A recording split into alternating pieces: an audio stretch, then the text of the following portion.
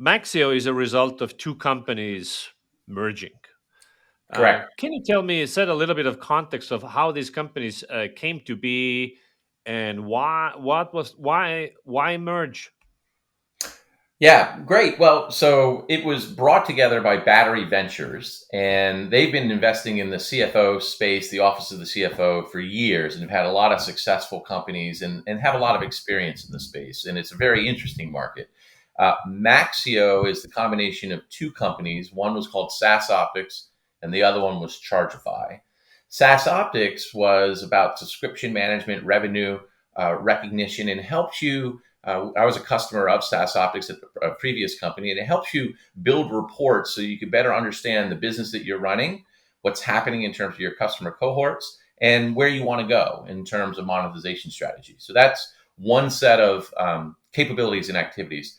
Chargeify was primarily focused on the usage billing model and option, and would be used by primarily smaller companies as they were going with a PLG motion, or they were starting to think about how to monetize their platform. They embedded in the website, and they get the billing and invoicing capability as part of their broader solution they're offering their customers. And what was neat about it was both companies were moving into the direction that the other was in. And so by bringing them together, you have this unified financial operations platform.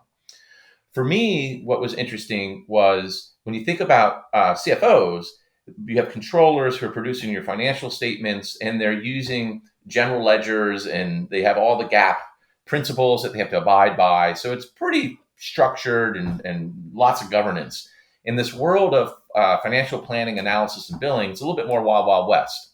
And so there are people that are primarily doing Excels to manage the revenue recognition. And so now you have a new system, a new business application that can help solve the problem of CFOs and CEOs. So let me get this straight. So both companies were starting to build out feature sets that resembled the business the other company was in, and then it was like, hey, we can go to Yeah. market faster than if we have each other's capabilities, possibly cross sell. So tell me about good reasons to merge, bad reasons to merge, and anything else you want to say about this particular deal. Yeah, and I've done a bunch of M&A. Prior to this CEO gig, I was chief strategy officer at Seismic, which is a large sales enablement company that had bought Percolate, where I was CEO previously, and then I led a couple M&A deals, so I have a little experience here. One thing I would say, just data point, when we looked at SAS Optics, or when Battery Ventures looked at SAS Optics, and they looked at why people weren't buying SAS Optics, there were 4,000 prospects that they had to say no to because they didn't have a billing solution.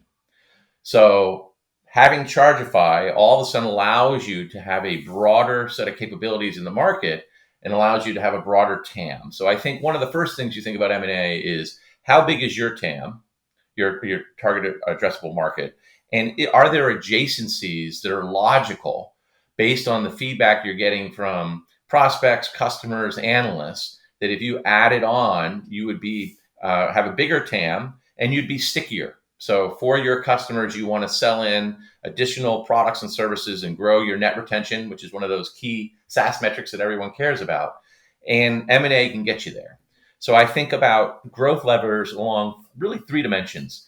You have regional expansion. So if you're not in Europe, can you go buy someone that is going to broaden your footprint and have done a lot of the hard work? Number two is segment expansion. If you're an SMB and you want to go mid-market, or you want to go mid-market to enterprise, is there a capability you could buy?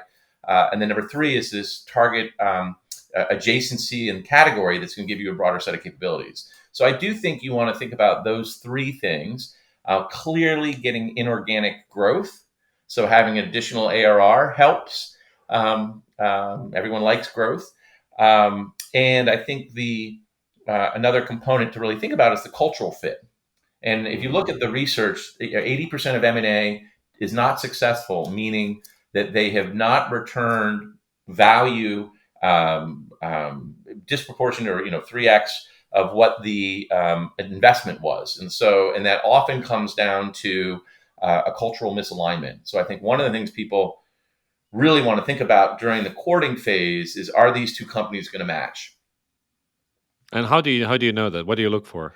Yeah, so I was not part of this, but I think it's part of it is gut, getting time to spend with people and understand how they think about problems and how they think about how they work together. I think even at the level of articulated values. So, is it a company that has an articulated value? Are they one? It's more implicit versus explicit. I think the way people work together. Do they have scorecards? Are they more like, hey, we shoot from the hip? I think power structure. You start to understand how people treat each other in meetings, and so a lot of it is, I think, gut. The way they treat customers. Are they willing to invest in customer success, or do they see customer success as a cost center? Um, so I think there's this orientation. I think the other key thing for me, Pep, was go to market alignment. Can you take your product, and if you're the acquirer, and attach it in a way that your go to market team is going to be easily able to sell it to either new prospects as part of a bundle or to current customers as an upsell. I think if you haven't done the work to really align along the ICP, who the target buyer is and who the target user is, so that it's complementary to that whole process, your go to market process, M&A can really struggle. Is cost savings a good reason to acquire somebody or merge, or is it not? And what I what don't other reasons might be good ones, bad ones? look. I think there's different types of M&A, and I think there are PE companies that are focused on leveraging debt and driving EBITDA. The world that I've grown up in, which is growth SaaS, I don't think you really look for cost synergies as a reason to do M&A. I think you try to realize it in terms of, especially around the G&A teams, and maybe there's some synergies on hosting that you can get as you start to consolidate. I do think maybe the broader point is, when you're a company and you're kind of under 10 million, you got one product, one segment, and you're growing like crazy and you're trying to invest in your go to market, and you hit this expansion growth phase when you're at Series B or Series C, you're taking a whole bunch of money from new investors and they want to see growth. And there's a certain amount of organic growth that you can get, but then you need to get to this other dimension of different growth vectors. And as I was mentioning before, is it a new region? Is it new segment? Is it new capabilities? And M&A becomes much more viable part of that strategy. You will realize some cost efficiencies, but really what you're trying to do is scale. And so, how do you put the systems and processes in that is going to drive efficiencies across those two companies? And if anything, what happens, I think, is for the first year, 18 months, you're operating two systems, you're effectively operating two companies. And so, you've ingested this big pig through the python. And you got to be super deliberate about driving to consistency and efficiency versus realized cost savings. So you're a new CEO at this company. You've been at the job for 4 months now. You're not a founder. A lot of SaaS companies are thinking like, when is a good time to bring in quote unquote a professional CEO? Well, what's your take on this? I think it's at that inflection point of Series C where you're trying to think about expansion growth and you're starting to think about these go to market strategies. And I would say that a lot of SaaS founders tend to be technical and they want to stay focused on the product, and they recognize that's their area of expertise, and they're spending a bunch of time doing things they don't like doing, which is go to market or managing large organizations. That's the opportunity to bring in either a COO, a president, or a CEO. I think it really requires a good interview cycle, because that transition, and I've done this twice now at companies where I've come in as the next phase CEO and had to work with founding teams, and what that means in terms of roles, responsibilities, and how you move that forward. It can be tricky. And so I think spending the time during the interview process to date and get to know each other and recognize what you're trying to achieve together for the company and for the investors is really important. But I do think specifically it's the expansion growth stage. Now, CEO owns the strategy of the company. You come in, obviously, day one, you're just getting to know what's going on. So I'd be curious to know, what have you been looking at? What kind of data have been gathering, and how are you now going about setting strategy for Maxio? Right. Well, I'd say one of the nice things was coming in a year after the integration was done was there was an investment thesis that was developed by Battery Ventures and which informed their acquisition of the two companies. So a lot of the hard work in terms of TAM, where you go out and try to figure out what is the addressable TAM, where's the adjacent TAM, capabilities in terms of competitor analysis, customer feedback, Battery did through their process. And so though it was a year old, there was a really strong foundation and very, very smart people around the table who had been already thinking about this space for a while. So that was a great benefit this time. But as it was interesting, Pep, this is my third time as CEO, and most of my experience and background for the last 20 years has been in go to market. And so I was deliberate about moving into the office of the CFO because I wanted to learn a new space and see if the skills I had learned as a CEO would apply horizontally into a new vertical. And so I came in with a just stated point that I need to go meet customers. I need to talk to analysts. I need to talk to people on the front lines. What's working, what's not, where do we sit, where's the competition? So I've spent an inordinate amount of time with, again, customers, prospects, and analysts, because analysts are the ones who really define your category. And so they've already done the deep dive in terms of the product capabilities, tell you where you're good, where you're bad, and where the competitors are going.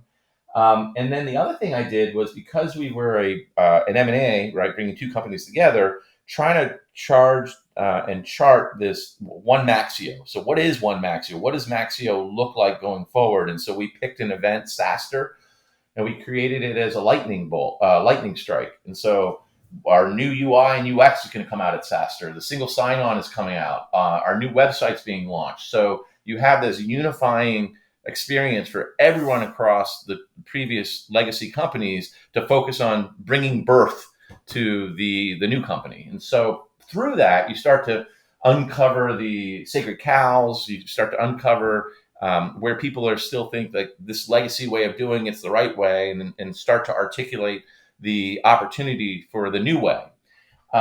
In parallel, I think the thing we really focused on out of the gate was what I call a strategic narrative, which is you get super clear on where you are in the market, the problem you're solving, and what is the capabilities that you're bringing that are differentiated.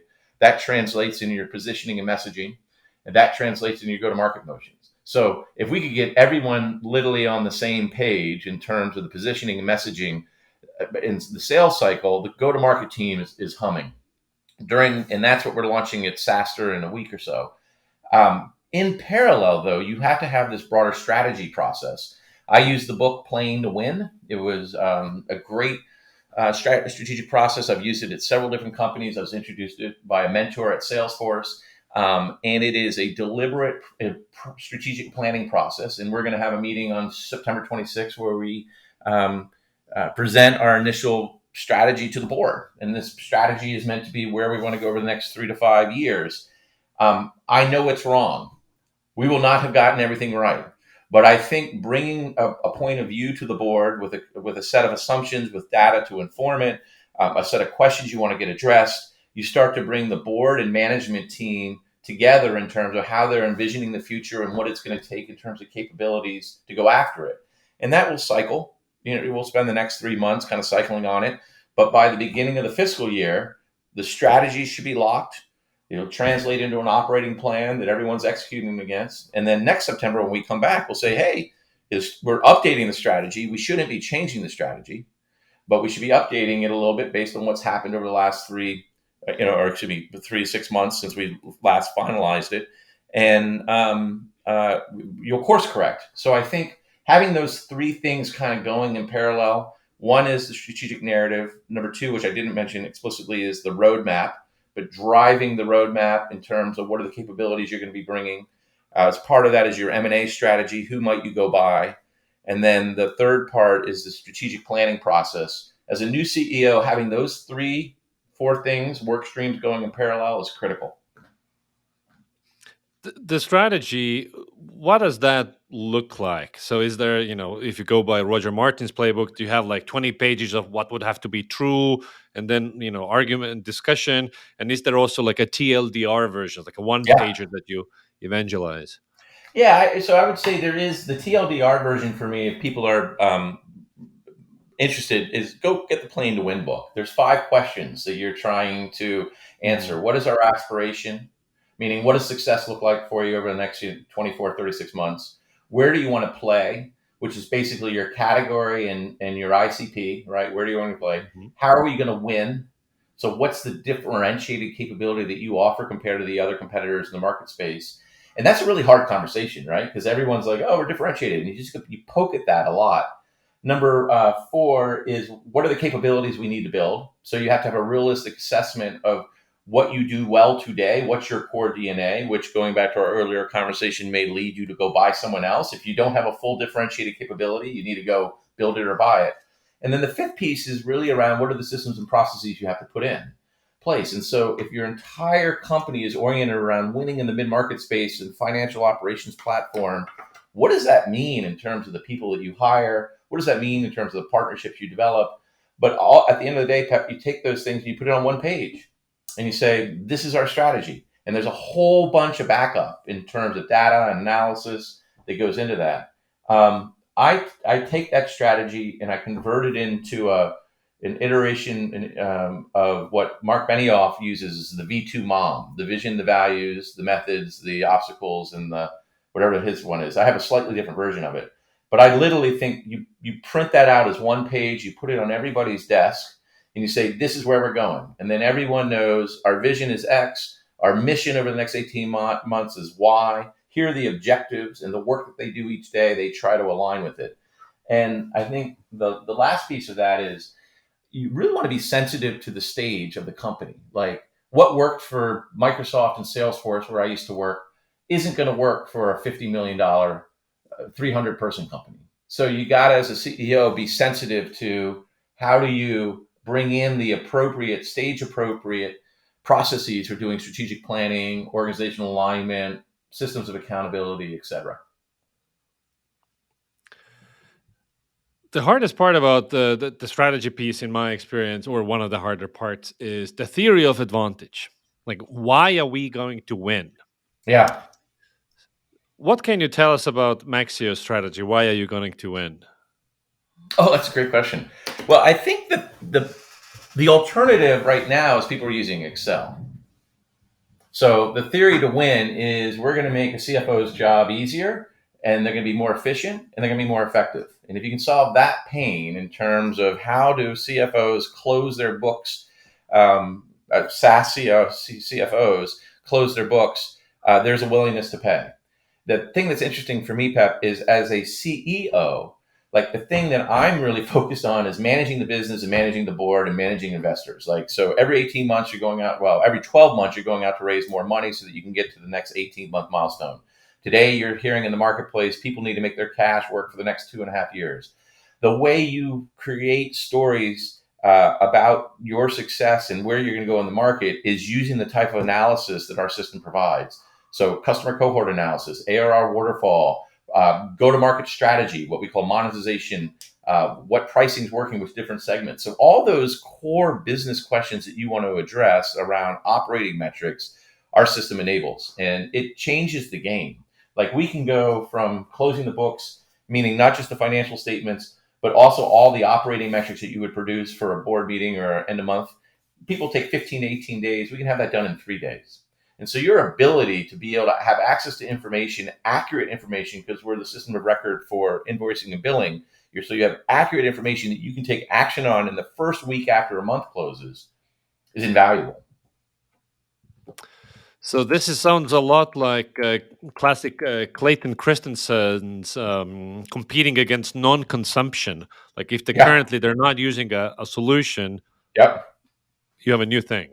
Yeah, and I think there are two components to it. One, yes, but then they can also say, "Hey, it's just easier in a recession for me to use this, to use Excel because it's the way I've done it." So I think there are different inflection points, and that's one thing we try to talk about with our prospects: is where are you on your growth stage? Are you C, Series A, Series B, Series C? What are you confronting in terms of the challenges to reach that next stage of growth? Everyone wants to grow, right? Right now, they talk about disciplined growth versus growth at all costs. So you actually need more insight into your business. You need more insight into your LTV to CAC ratios. You need more insight into your magic numbers. You need more insight into your rule of 40. So these set of things that you may have just been focused on bookings growth and ARR growth, Now you have to have this broader understanding of the business. Like that's something that's super hard to do with Excel when you start to have a bunch of customers. And so at each stage of the of your growth, you have a different set of questions you're focused on. You have a different set of jobs to be done in your finance organization, and your willingness and appreciation for bringing in purpose-built solutions increases. So curious to hear that the way you discuss the business, you're not talking about payments at all. So do you subscription billing management? Is that table stakes?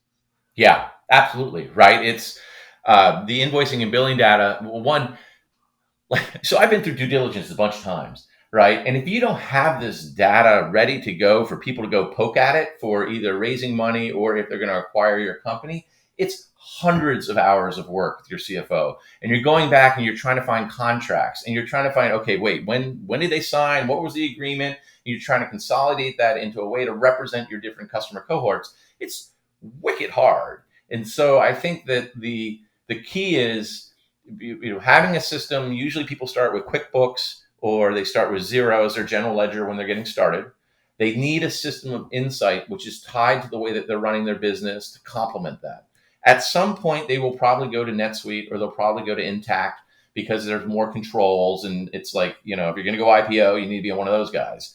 But if you can have a system that's helping you through all those stages up until you go to NetSuite, you can actually delay the need to purchase a NetSuite or an Intact because you've got all the data and all the reporting you need to manage a investment cycle or due diligence cycle, or just literally, like as we look at our business and we look at churn and we try to pivot by segment, by product, by region, by product, what's going on? Like, where are we losing customers? What can we go do about it as an executive team? We just had an offsite last week and we focused on that specific question. Here's the red spot. What are we going to go do? Most companies, it's super hard to do that. As you move from a Series A company where you're focused on one product, one customer, one region, to now introducing this level of complexity, you need something to help you sort through the enormous amount of data to find out where the problem is and what you can do about it.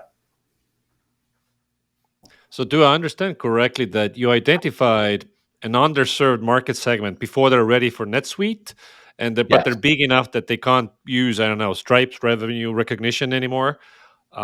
Then that's where you come in. you got it. That's exactly right. Who is that competitor in that space right now? Yeah, what I would say is there are competitors for the different components. So Chargeify for billing solution, you would hear a lot about ChargeV. And so there are Mhm. customers that are in there and they're doing the SMB. You also hear, to your point, Stripe. And there are Mhm. challenges with each of those solutions. Stripe requires a lot of development. It's not user friendly. So on that side, on the on more of the subscription management, revenue recognition, you'll see Recurly in the low end. At the high end, you see Zora. So Zora is a $300 million company, but they only have 1,000 customers. So they are just focused on digital transformation.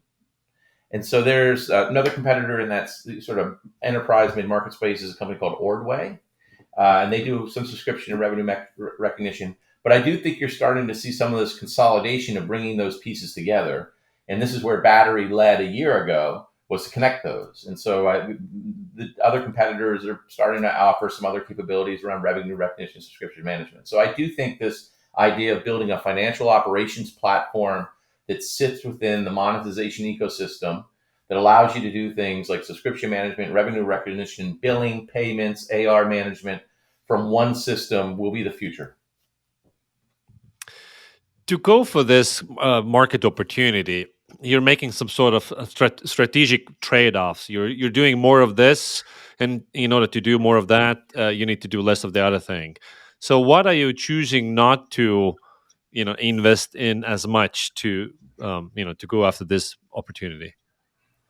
Yeah, that's a great question. I would say at this stage, we're not interested in the super high end enterprise customers because the level of sophistication that they need is beyond what we currently offer.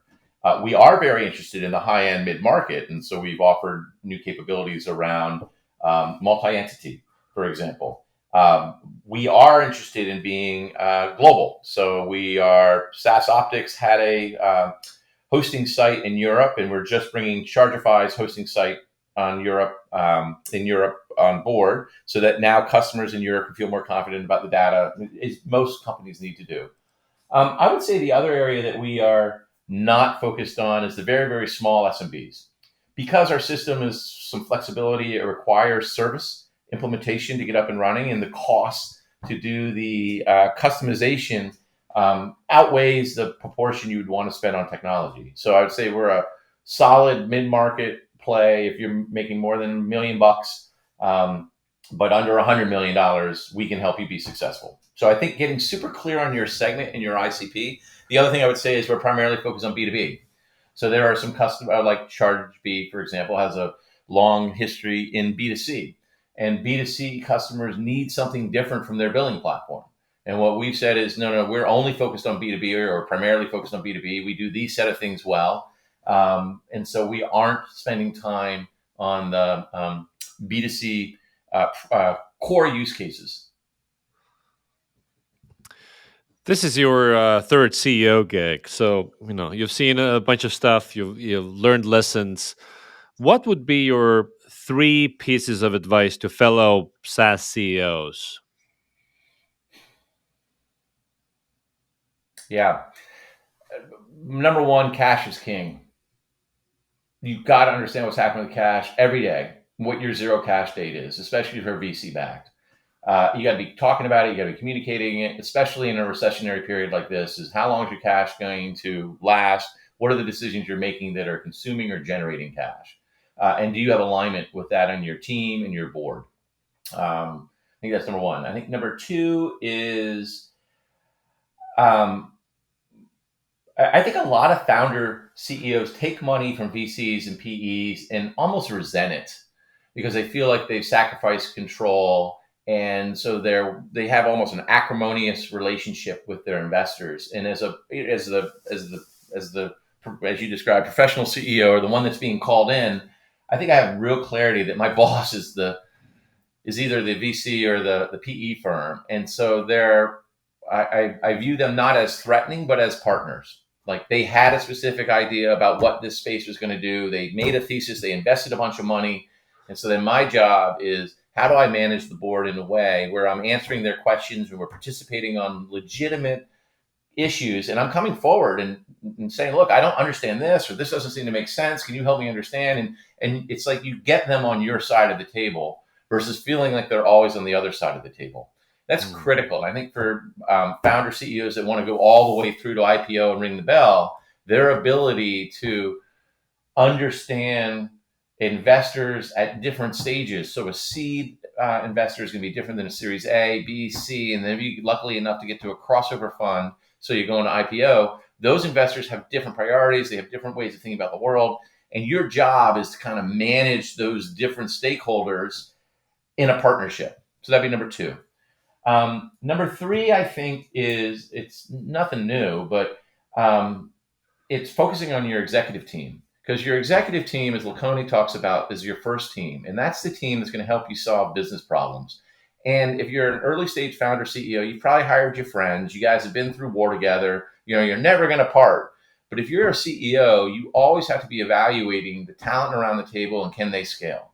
Are they able to do things differently? So at $100 million, the types of problems you're working through, the types of solutions you have to create are really different than if you're at 10 million.